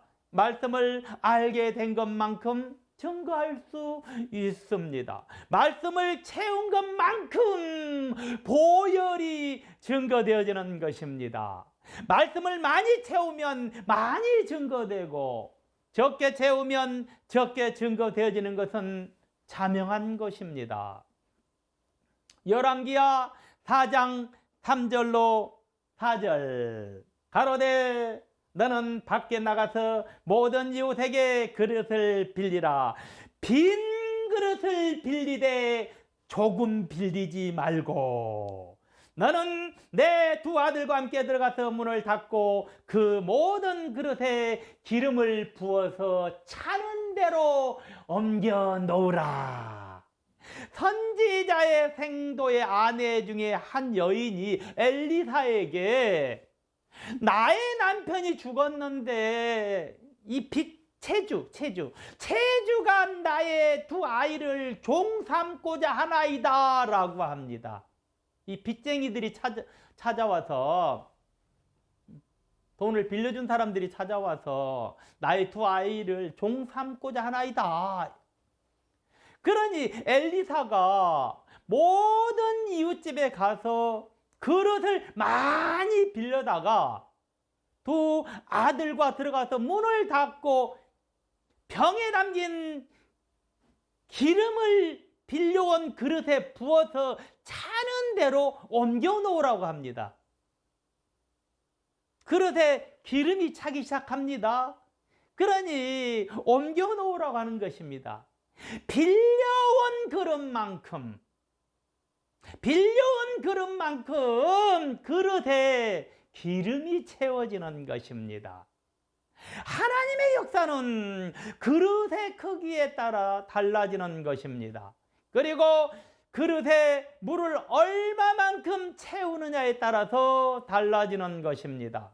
그릇에 세상의 포도주를 아구까지 채운다고 해서 맛있는 포도주가 되지 않습니다.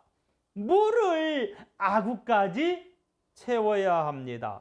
성도들은 마음에 물을 채우는 자들입니다. 말씀을 채우는 자들이다. 그러니 하늘물을 아구까지 채워야 하는 것입니다. 하늘 소리를 아구까지 채워야 하는 것이다.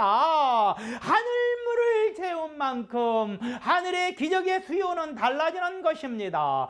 주님께서는 하늘의 물을 채우는 양만큼 하늘 역사를 약속하십니다. 심령에 하늘의 문을 채우는 것이 말씀이신 주님을 불러드리는 것이고 모셔드리는 것입니다. 아가 2장 4절 그가 나를 인도하여 잔치집에 들어갔으니 그 사랑이 내 이의 기로구나. 술람이 여인은 그가 나를 인도하여 잔치집에 들어갔다고 했습니다. 그러니 인도하는 그는 솔로몬입니다. 솔로몬은 주님이신 예수 그리스도를 예표합니다. 주님께서는 누구든지 잔치를 열고 자기를 인도할 자를 기다리고 있는 것입니다. 잔치를 열고 그릇을 예비하고 빨리 주님을 불러서 모셔야 하는 것입니다. 주님을 불러서 모신다는 것이 어떤 것입니까? 주님이 말씀이시니 심령의 말씀을 모아드리는 것입니다. 그것이 주님을 불러드리는 것이고 모시는 것입니다. 여러분의 심령 속에 말씀을 모아드리는 거예요. 그것이 주님을 불러드리는 것이고 모시는 것이다. 주님을 모셨으면 그곳에는 큰 나무가 있어서 편히 쉴 수 있는 큰 그늘이 있어야 하고 달고 맛있는 열매가 있어야 하는 것입니다. 그래야 잔치에 오신 주님께서 심히 기뻐하시는 것입니다. 아가 2장 3절 남자들 중에 나의 사랑하는 자는 숲을 가운데 사과나무 같구나. 내가 그 그늘에 앉아서 심히 기뻐하였고 그 실과는 내 입에 달았구나. 솔로몬의 사랑의 상대인 술람이 여인은 남자들 중에 나의 사랑하는 자라고 했습니다. 영적으로 남자들 중에 나의 사랑하는 자는 예수 그리스도를 의미합니다. 솔로몬은 주님을 대표합니다. 주님이 참여한 잔치 자리에는 큰 사과나무가 있고 그늘이 있고 열매가 있습니다. 여기 숲을 가운데 사과나무 같구나. 내가 그 그늘에 앉아서 심히 기뻐하였고 어떤 숲을보다도 큰 이 사과나무는 심히 기뻐하며 쉴 만큼의 큰 그늘이 있다고 했습니다. 그러니 우리는 그 그늘에 앉아서 쉴 만한 큰 사과나무가 되어야 합니다. 큰 사과나무가 되려면 어떻게 해야 할까요? 큰 사과나무가 되려면은 물이 많이 있어야 합니다. 물이 많이 있어야 그 물을 먹고 자라서 큰 나무가 되는 것입니다. 오늘 우리에게 물이 많이 있어서 그 물을 먹고 자라나는 큰 나무가 되어야 합니다. 물은 말씀을 의미하고 큰 나무는 큰 인생을 의미하는 것입니다. 말씀을 많이 받아들여서 큰 나무인 큰 인생이 되어야 하는 것입니다. 큰 나무가 된 것으로 자체로는 안 되는 것입니다. 여기 그 실과는 내 입에 달았구나. 큰 나무가 되었거든 열매를 맺어야 하는 것입니다. 입에 단 열매를 맺어야 하는 것입니다. 그러니 많은 물을 먹고 자라서 큰 나무가 되었거든 열매가 있어야 하는 것입니다. 열매도 그냥 열매는 안 됩니다. 그냥 맺는 열매는 맛이 없습니다. 그러니 열매라도 주님 드시기에 달고 맛있는 상급의 실과를 맺어야 하는 것입니다. 많은 물을 먹고 자란 달고 맛있는 상급의 열매를 맺는 큰 나무는 어떤 나무입니까? 그것은 새들이 날아와서 깃들 만큼 큰 나무인 것입니다. 누가복음 13장 19절 마치 사람이 자기 체전에 갖다 심은 겨자씨 하나를 같으니 자라 나무가 되어 공중에 새들이 그 가지에 깃들이었느니라. 겨자씨 하나를 채전밭에 심었더니 그것이 자라나서 큰 나무가 되어 새들이 와서 깃들었다고 했습니다. 새들이 날아와서 깃들만 한 큰 나무가 되어야 하는 것입니다. 그러니 주님께서 오셔서 실만한 큰 나무가 되어야 하는 것입니다.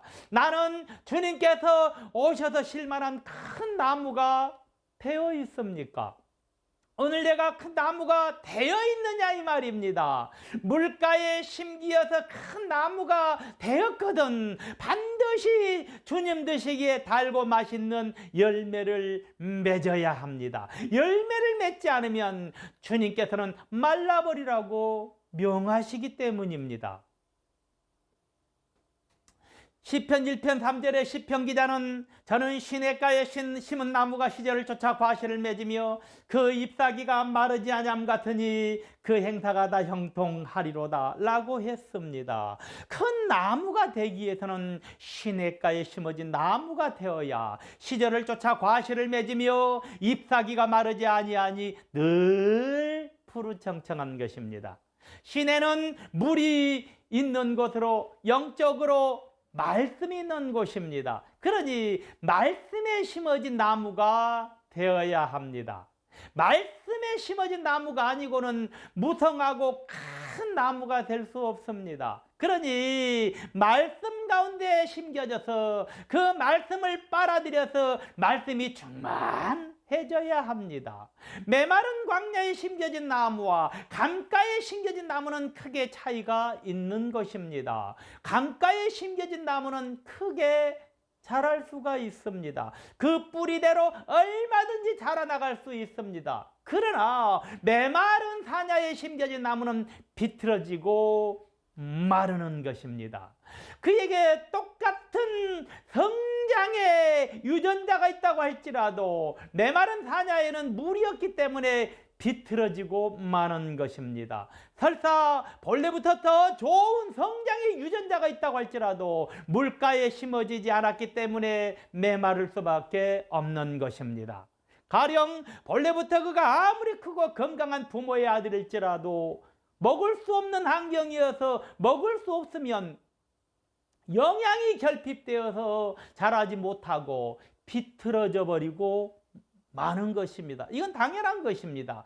이처럼 오늘 내가 3대 4대에 걸친 아무리 좋은 기독교의 집안에 태어나서 하늘의 역사를 이룰 수 있는 자라고 할지라도 하늘의 말씀을 먹을 수 없는 환경이어서 하늘의 말씀을 먹지 못해서 하늘실에 충만하지 않으면 그만 비틀어져 버리고 마는 것입니다. 그가 조금은 부족한 자일지라도 그가 하늘로부터 받은 지혜의 신이 조금은 부족한 자일지라도 그가 하늘로부터 받은 유전자가 조금은 부족한 자일지라도 그가 본래부터 그릇이 작은 자일지라도 그가 본래 그릇이 조금은 기울여진 자일지라도 물가에만 심어져 보세요. 그는 푸르청청하게 자라나는 것입니다. 이것은 말씀의 중요성을 말하고자 하는 것입니다. 그런데 오늘날 수많은 자들이 말씀을 중요하게 생각하고 있지 않습니다. 성도가 왜 이것을 모르고 있는 것입니까? 여러분들의 지혜, 지식, 그것은 한낱 헛것입니다. 성경대로 하면 얼마 있으면 천하는 말씀 가운데서 자라나는 자들이 나타나고 하늘 지혜를 쫓는 자와 하늘의 말씀을 쫓는 자들이 나타나게 되어 있습니다. 그러면 천하는 그들이 이루는 위대한 승리를 보게 될 것입니다. 이것은 하늘의 지혜를 쫓는 자와 하늘의 말씀을 쫓는 자의 위대한 승리입니다. 그들이 위대한 승리로 이루는 것이 위대한 말씀의 시대입니다. 이제는 이 땅에서 배움과 실천을 통해서 알게 되었다고 하는 최고로 똑똑하다는 지식과 이 땅에서 자라 만물의 이치를 깨닫고 사물을 정확하게 판단하는 지혜를 초월하는 하늘 역사를 보게 될 것입니다. 이 땅의 지식과 지혜를 초월하는 그들은 물가에 심겨진 자로서 말씀을 쫓는 자들입니다. 설사 보기에는 그들이 본래부터 성장이 작게 만들어진 나무같이 보일지라도 그들은 크게 성장의 역사를 가지고 있는 유전자를 가진 좋은 나무보다도 더 크게, 더 푸르청청하게, 더 아름답게, 더 찬란하게 자라나는 것을 천하에 보일 것입니다. 천하라는 것은 천하는 세대 반의 시대로 이루어져 있습니다. 지금까지의 천하는 하나님을 믿는 3대 종교의 시대로 한때와 두때로 합이 3때가 있었습니다. 그렇지만 그 시대들이 지나가는 것입니다. 이제 천하는 하나님께서 예비한 남은 반때 시대가 남아있는 것입니다. 하나님께서 예비하신 그 반때 시기에는 물가에 심겨진 자들, 즉 끝없는 말씀을 쫓는 자들이 일어나서 말씀의 시대를 열어서 하늘 역사를 이루어가는 것입니다. 이 시기는 새로운 형태의 하나님을 나타내는 새로운 역사가 있는 시기로 요한계시록 8장 1절에 하늘이 반시 동안쯤 고요하더니 라고 하는 반시의 고요의 시기입니다. 이 역사에 성도들이 동참하기를 원하지 않으십니까? 동참하기 원하거든 말씀과 함께해야 하는 것입니다. 이 땅의 반시 고요해지는 이 반각의 역사는 300년은 지속될 것입니다. 이 300년의 기간 동안에 말씀이 함께하는 것입니다. 이 반각의 고요의 역사를 이루려면 이 땅에서 어느 재단에서 흐르는 말씀보다도 농축되고 압축되어 있는 귀한 진리의 말씀이 필요합니다. 이것은 일반 포도가 아닙니다. 완전히 큰 포도입니다. 하나님께서는 완전히 큰 포도의 역사 속에서 하늘 역사를 일으키기를 원하십니다. 성경에서 이것을 알았기에 오래전부터 우리의 제단은 그것을 준비하고 있었습니다. 그러니 우리의 제단이 이 땅에 있는 어떠한 교회보다도 흐르는 푸르청청한 말씀이 있어서 앞으로 있을 300년의 역사를 함께하고 있다는 것을 분명히 알아야 합니다. 우리의 재단에서 흐르는 진리의 말씀이 얼마나 압축되고 농축되고 귀한 것인 줄 아십니까? 그것은 일반 포도가 아니고 힘이 나게 하는 압축되고 농축된 귀한 포도주입니다. 귀한 포도입니다. 아가 2장 4절과 5절 그가 나를 인도하여 잔치집에 들어갔으니 그 사랑이 내 이의 기로구나. 너희는 건포도로 내 힘을 덮고 사과나무로 나를 시원케 하라. 내가 사랑함으로 병이 낫음이니라. 너희는 건포도로 내 힘을 덮고 그랬습니다. 건포도로 나의 힘을 도우라. 건포도는 건조시킨 포도입니다. 건조시켰으니 농축된 것입니다. 그러니 건포도는 온액이 아닌 농축되고 압축이 된 포도입니다. 거기에 하나님의 역사가 있는 것입니다. 거기에 힘이 있는 것입니다. 그래서 능력의 힘이 나타나는 것입니다. 영적으로 포도는 보혈의 성도를 의미합니다. 불순물이 없는 순수한 보혈만이 힘을 돋굴 수 있습니다. 하나님께서는 천하에서 건포도의 역사와 함께 능력의 힘이 있는 자를 찾기를 원하십니다. 여기 사과로 나를 시원케 하라.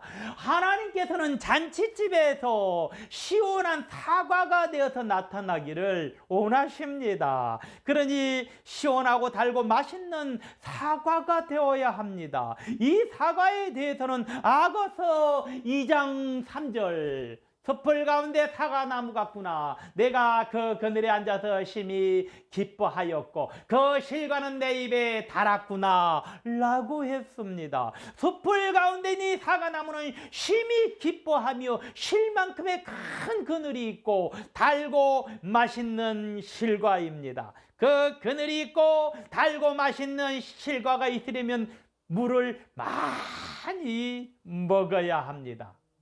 우리가 물을 많이 먹어서 숲속의 여러 나무들 사이에서 솟아난 으뜸이 되는 사과나무가 되어서 주님이 쉴 수 있는 큰 그늘을 내야 하고 달고 맛있는 열매를 맺어야 하는 것입니다. 주님의 마음에 기쁨을 줄 만한 달고 맛있는 열매가 되려면 어떻게 하는 것입니까? 태양을 향한 사과여야 합니다. 태양을 향한 곳은 달고 태양을 향하지 않은 곳은 달지 않는 것입니다. 영적으로 태양은 예수 그리스도를 의미합니다. 예수 그리스도는 말씀을 의미합니다. 그러니 말씀이신 예수 그리스도를 향해야 하는 것입니다. 똑같은 나무에서 자라나는 사과라 할지라도 단 사과와 달지 않은 사과가 있는 것입니다. 나무 꼭대기에서 태양의 빛을 많이 받고 자란 사과는 달지만 나무 아래에서 태양의 빛을 받지 못한 사과는 달지 않는 것입니다. 달더라도 덜 단 것입니다. 같은 사과 안에서도 한쪽은 달고 다른 한쪽은 덜 다는 것입니다. 태양의 빛을 받고 자라면은 달지만은 태양의 빛을 받지 않고 자라면은 달지 않는 것입니다. 우리가 태양 대신 예수 그리스도를 향해야 합니다. 우리가 태양 대신 예수 그리스도를 바라봐야 합니다. 예수 그리스도를 향해서 바라보는 역사에 동참해야 합니다. 예수 그리스도를 향해서 바라보는 역사에 동참하는 자는 시원하고 달고 맛있는 사과가 되는 것입니다. 그러나 예수 그리스도에게로 향하지 않고 바라보지 않는 자들은 시거나 떨거나 맛이 없거나 썩거나 벌레 먹은 사과가 되어버리는 것입니다. 이러한 사과는 우리 주님께서 뱉어버리시는 것입니다. 그러니 우리의 신앙은 주님께서 드시기에 시원하고 달고 맛있는 열매를 맺는 신앙이 되어야 합니다. 같은 태양을 받고 자란 열매지만 사과나무는 붉고 달지만 수박은 파랗고 시원합니다. 그러니 같은 태양을 받고 자란 열매지만 서로 다르다는 것을 알아야 합니다. 우리가 태양을 받아서 정열적으로 붉어져서 달든지 해야 합니다. 우리가 태양을 받아서 냉철하게 달고 시원해야 합니다. 그러니 신앙은 정열적이든지 냉철하든지 해야 한다는 것을 알 수 있습니다. 덥지 않고 차지도 않은 미지근한 신앙은 주님께서 뱉어버리기 때문입니다. 우리 주님께서는 요한계시록 3장 15절에 내가 내 행위를 아노니 내가 차지도 아니하고 더웁지도 아니하도다. 내가 차든지 더웁든지 하기를 원하노라 라고 하셨습니다. 그러니 우리의 신앙은 차든지 덥든지 해야 하는 것입니다. 뜨겁고 정열적으로 믿든지 차갑고 냉철하게 믿든지 해야 하는 거예요. 또 요한계시록 3장 16절에 내가 이같이 미지근하여 덥지도 아니하고 차지도 아니하니 내 입에서 너를 토하여 내치리라.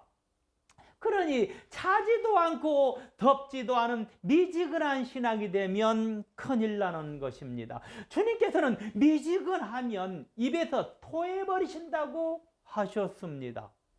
출애굽기 31장 6절 내가 또 단 지파 아히사막의 아들 오홀리압을 세워 그와 함께 하게 하며 무릇 지혜로운 마음이 있는 자에게 내가 지혜를 주어 그러 내가 내게 명한 것을 다 만들게 할지니 내가 또 단 지파의 아히사막의 아들 오홀리압을 세워 그와 함께 하게 하며 그랬습니다. 단 지파의 아히사막의 오홀리압을 세워서 성막의 일을 하게 했습니다.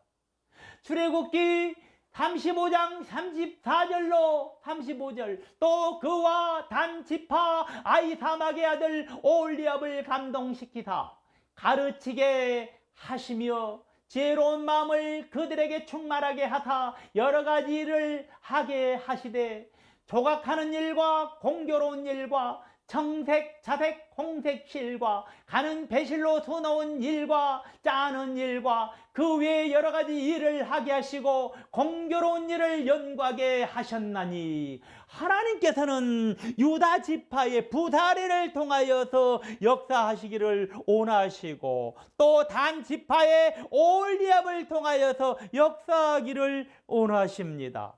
그렇다면 단 지파의 오홀리압은 어떤 사람입니까? 여기 아히사막의 아들 오홀리압을 감동시키사.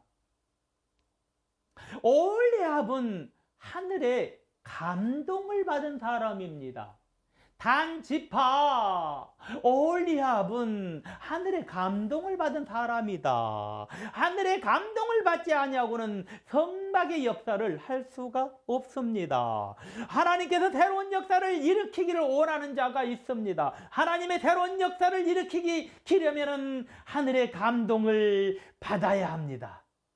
감동이라는 것은 어떤 일련의 사건에 대해서 마음으로 크거나 강하게 느끼고 또한 거기에 따라 마음이 움직이는 것을 말하는 것입니다.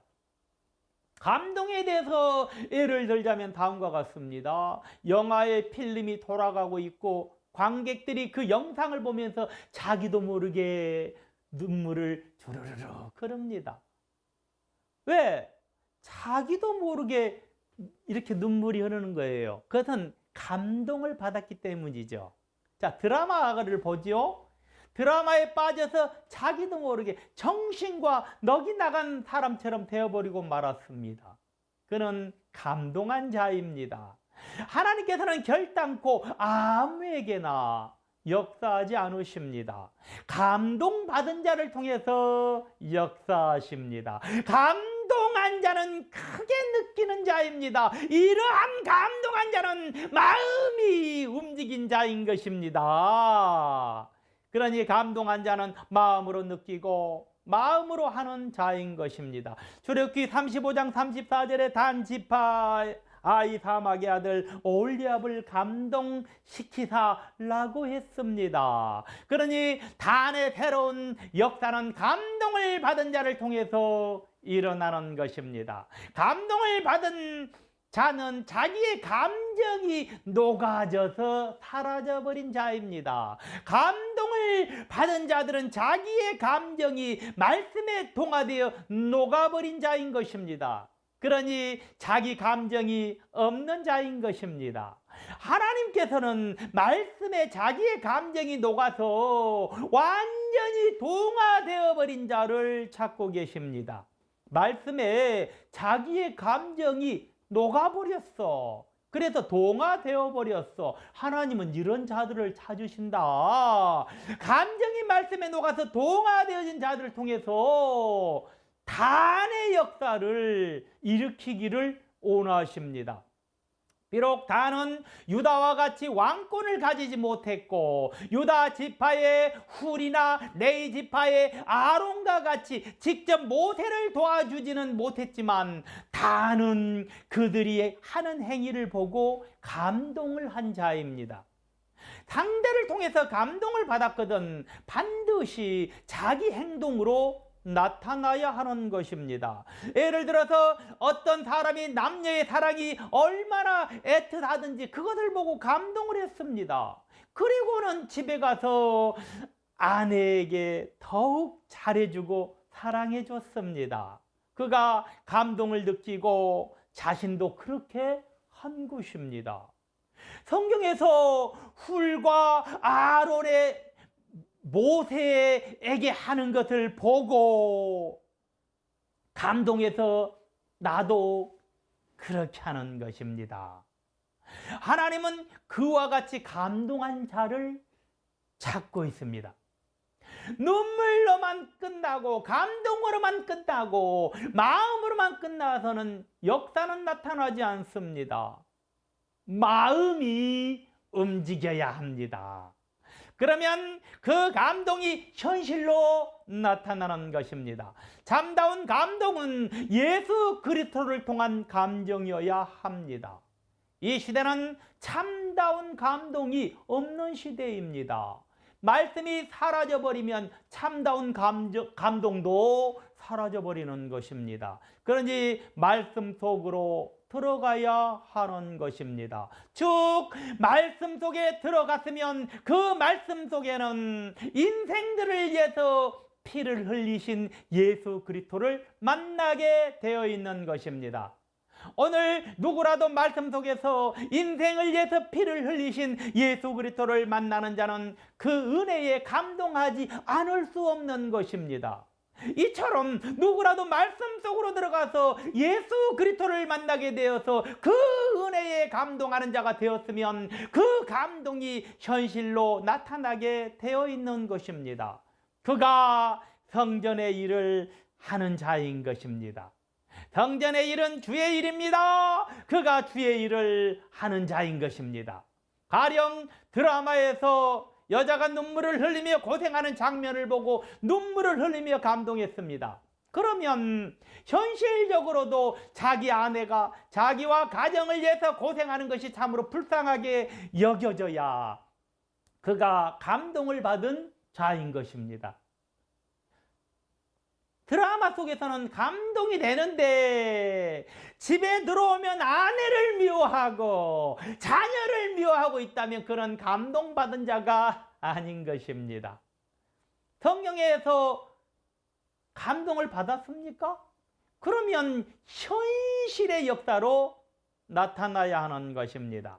성경에 훌과 아론이 모세의 일에 동참했으니 나도 장로로서 권사로서 집사로서 동참해야지 라는 마음이 들어갔다면 그는 감동을 받은 자인 것입니다. 하나님께서는 감동받은 자를 단의 일꾼으로 찾고 있습니다. 감동받은 자를 단의 일꾼으로 찾고 계신다. 하늘에서는 현상의 일꾼들을 찾고 있습니다. 이 현상의 일꾼에 내가 동참해야 합니다. 그리고 감동으로만 끝나는 것이 아닙니다. 출애굽기 35장 34절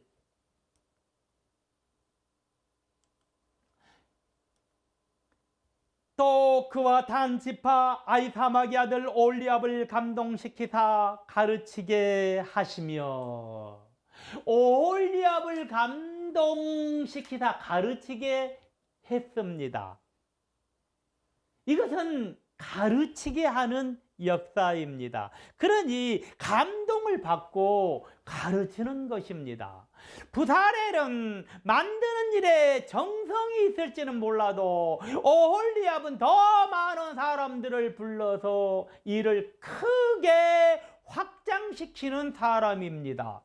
그렇다고 해서 하나님의 성막을 짓는 일이 혼자나 두 사람으로 되는 일이 아닙니다.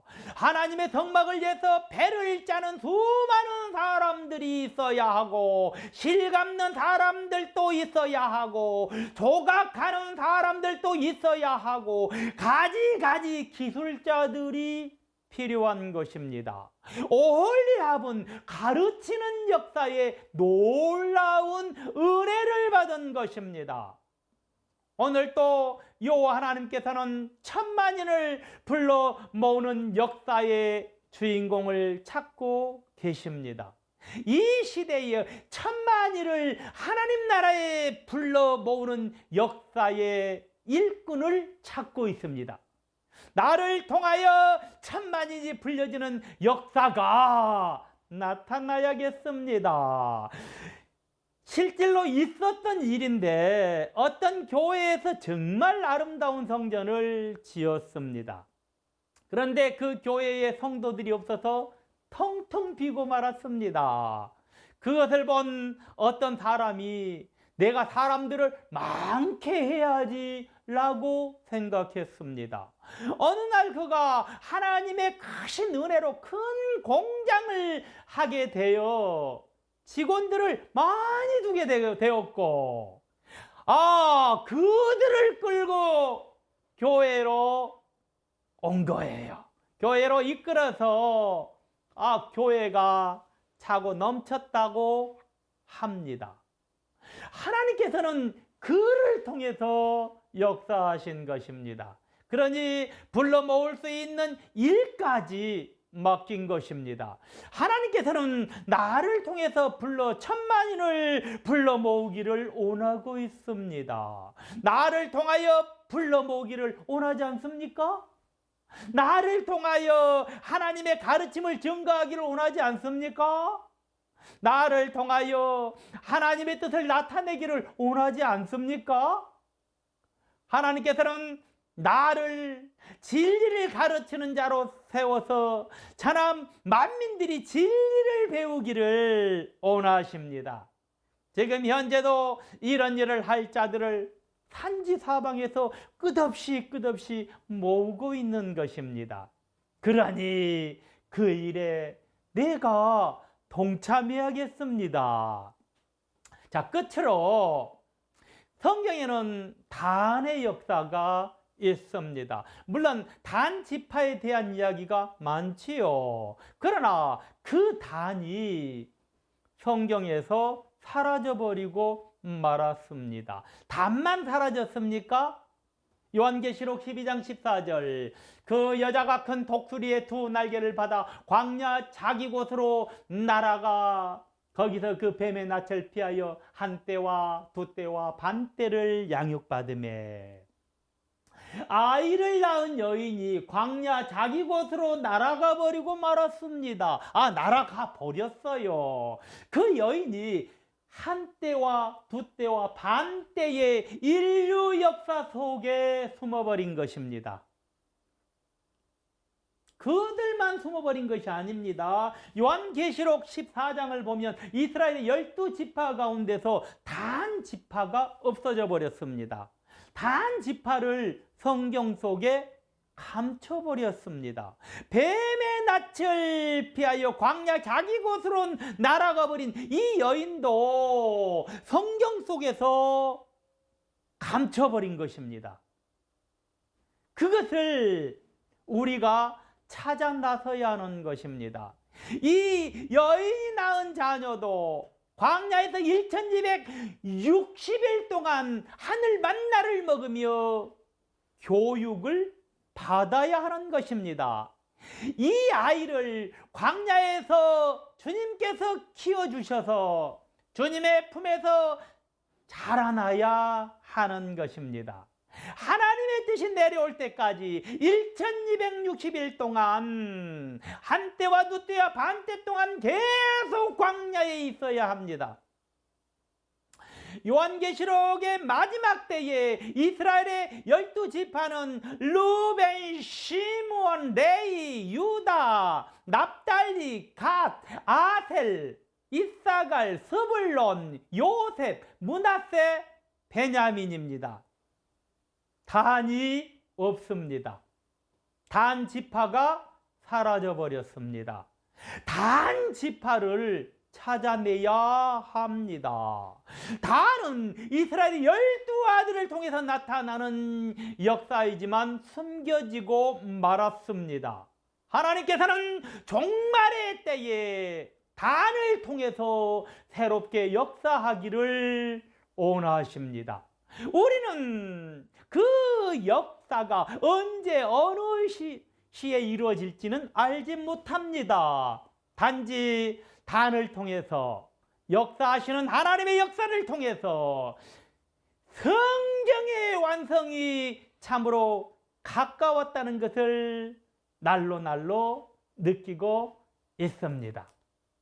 강론을 마치겠습니다.